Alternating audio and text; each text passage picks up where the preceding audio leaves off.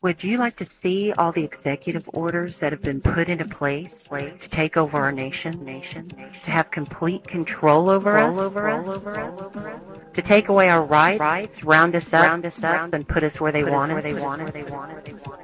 Here we go. Executive Order 10990 allows the government to take over all modes of transportation and control of all highways and seaports. Executive Order 10995 allows the government to seize and control the communication media. Executive Order 10997 allows the government to take over all electrical power, gas, petroleum, fuels, and minerals. Executive Order 10998 allows the government to seize all means of transportation, including personal cars, trucks, or vehicles of any kind, and total control over highways, seaports, and waterways. Executive Order 10999 allows the government to take over all food resources and farms. Executive Order 11000 allows the government to mobilize civilians into work brigades under government supervision. Executive Order 11001 allows the government to take over all health, education, and welfare functions. Executive Order 11002 designates the Postmaster General to operate a national registration of all persons.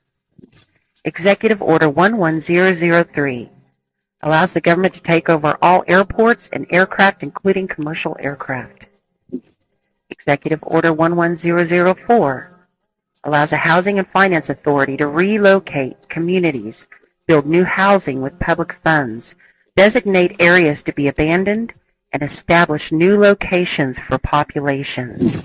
Executive Order 11005 allows the government to take over railroads, inland waterways, and public storage facilities. Executive Order 11051 specifies the responsibility of the Office of Emergency Planning and gives authorization to put all executive orders into effect in times of increased international tensions and economic or financial crisis. Executive Order 11310 grants authority to the Department of Justice to enforce the plans set out in executive orders, to institute industrial support, to establish judicial and legislative liaison, to control all aliens, to operate penal and correctional institutions, and to advise and assist the President.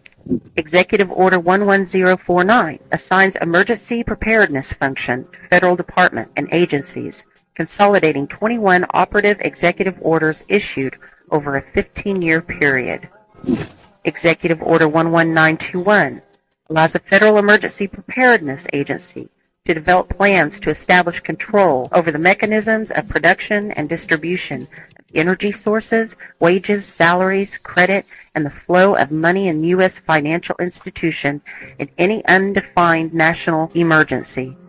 It also provides that when a state of emergency is declared by the President, Congress cannot review the action for 6 months. The Federal Emergency Management Agency has broad powers in every aspect of the nation.